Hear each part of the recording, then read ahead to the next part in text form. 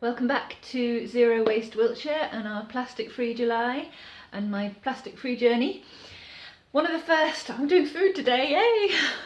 One of the first food swaps I made was going over to plastic free milk, so glass bottled milk delivery. It is more expensive. I'm just going to let you figure out how much more expensive it is for you, depends on how much milk you use. We also get our juice from the same delivery, so we get some apple juice and some orange juice in the same way.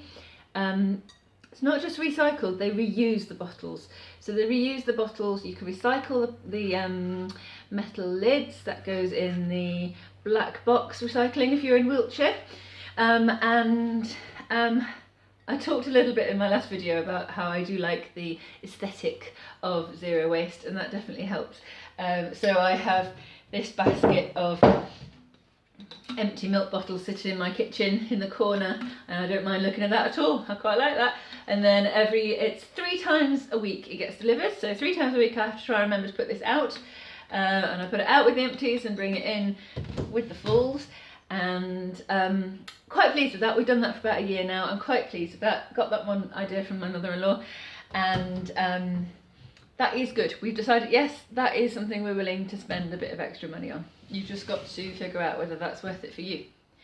Something we spend a bit less money on is yoghurt, and we have a yoghurt maker.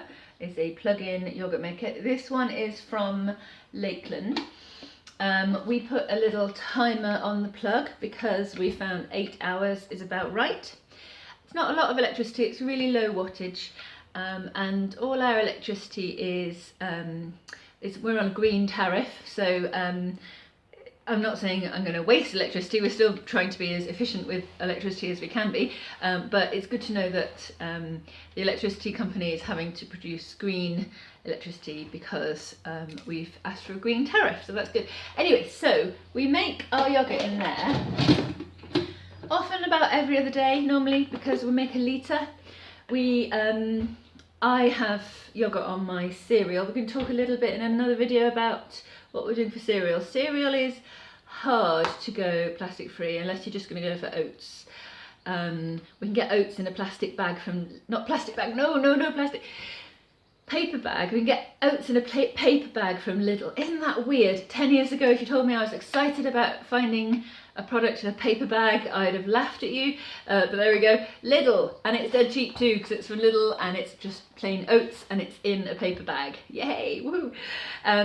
So that was cereal. Yoghurt. So we put milk in here, 1 litre, 2 pints, and then a spoonful of the old yoghurt, and mix it up. We put that in the microwave for 3 minutes before we put the yoghurt in actually. So milk, microwave 3 minutes, then put the yoghurt in it, and then put it in the yoghurt maker for 8 hours, and put it in the fridge, and we have yoghurt, and it's yummy. And occasionally we might have to buy another yoghurt.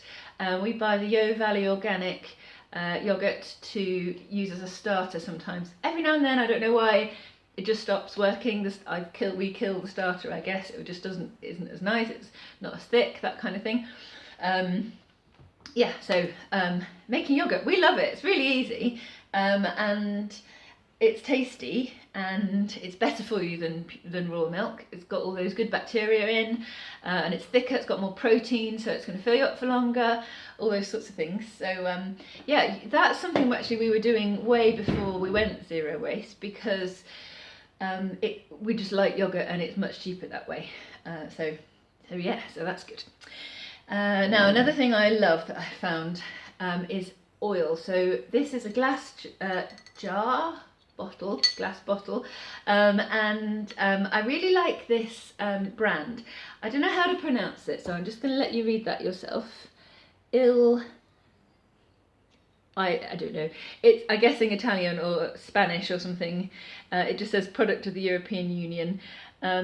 Anyway, I really like this because it comes in this reusable bottle, and also this label comes off really easily. It's just paper, it's not a plastic label, and it's got this water soluble glue underneath, which means that you can reuse them for ages, and it's brilliant. And this is my homemade squash that I make. It's elderflower cordial, and what I do in May, June, depending on the year, is I go and collect buckets full of elderflowers from just around the corner from the hedgerows, and I freeze them, and then I can make elderflower cordial every few weeks, once a month, that sort of thing.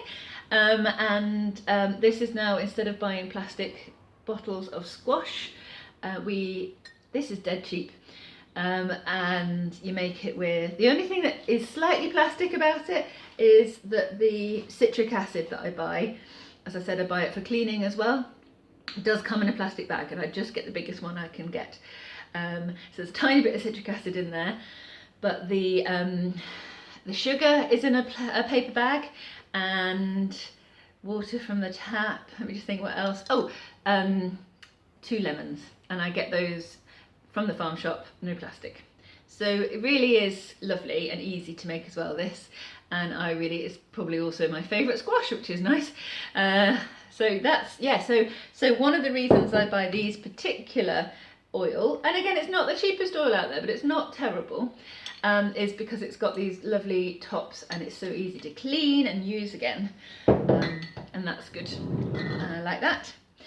So the next thing is, if you're going to go and buy without plastic, get lots of fruit and veg without the plastic, you're going to need some sort of bag to put them in.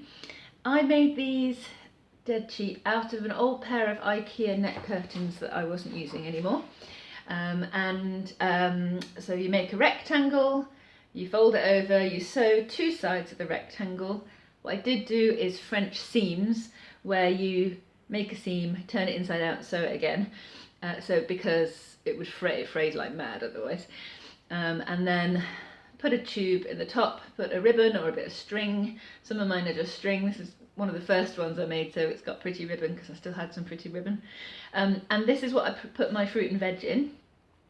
The scanner can't scan through it, so when I've gone to Sainsbury's with these, they've had to take one item out, scan it, and then weigh it, or whatever, say how many there are. But that works for going to Lidl, that works for going to the farm shop, and that's brilliant. Those are of course plastic, but because it's, plastic fabric, it's net, but it was going to go to waste, and I've reused it. Another thing that was going to go to waste and I've reused is my husband's old t-shirt. Really easy this, because it's t-shirt fabric, you don't have to hem it. It just rolls up.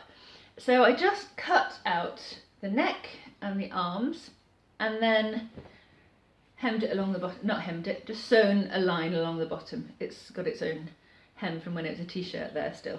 And I've got a few of these, and those are brilliant not plastic, I keep saying plastic when I don't mean it, fabric, reusable, reused bags.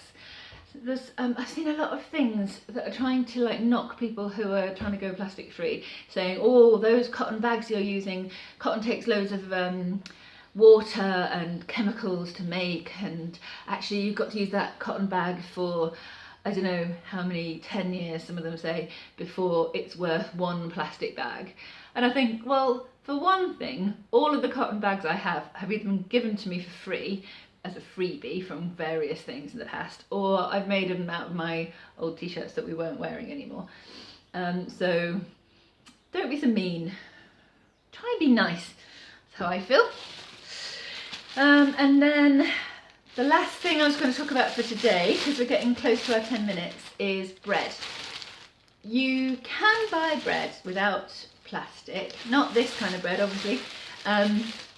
In Lidl they have loads of bread, and you can take your own bags and get your bread that way. We do that. Problem is it's so yummy that you tend to just eat it all and don't keep it for sandwiches. That's what I find anyway. And because, so we reuse these bags from old bread bags, and we bake our own bread as well, which is very yummy, but doesn't make me want to just munch it all like the bread from Lidl. Also, again, cheaper. So that's another cheaper win. Much cheaper just to make your own bread than it is to buy bread. And that's completely plastic free as well, because the paper, the flour and sugar come in paper, and the oil I've shown you, and what else? The yeast comes in a little tin. Actually, that does have a little plastic lid. That's the only thing in the bread that has plastic in it. So we're quite pleased with that. We make 4 loaves when we do it. We make 4 loaves and freeze the ones we're not using straight away, because obviously homemade bread doesn't keep as well. But it keeps great in the freezer, and then you just defrost it when you want it. You can even put it back in the oven for 10 minutes to make it all crunchy on the outside again if you want to. And actually making bread is really fun, and I'd advise you all to have a go. It takes a bit of practice to get any good at it, but once you've got it, you've got it, and it's just a brilliant thing to be able to do. We really enjoy it. I love kneading bread. It's really satisfying. It goes from this gloopy mess to something really nice, and then you cover it up and let it rise, and then it's all lovely and squidgy, and anyway, that sort of thing appeals to me. So maybe that was giving you some ideas of where to start with food. Next time I'm going to talk about the things that I'm struggling with for food, and Zero Waste July is going to be a bit of an issue for us. And that's not become a huge issue yet because we stacked up our cupboards before Zero Waste July. Is that cheating? Probably, but that's what we did. So I'm gonna keep you on our journey through the month with what things we're running out of and can't find, what we're maybe just doing without. For the last year, I've just been allowing myself to buy things in plastic if I can't find them without plastic. But for the rest of this month, we're just going to do without and see how it goes. Yeah, okay, so again, give me a thumbs up if you want to encourage me. Leave a comment if you want to give me any advice or any questions, and I'll try and answer them in my, ooh, I kicked that, in my next video. And we'll see you soon.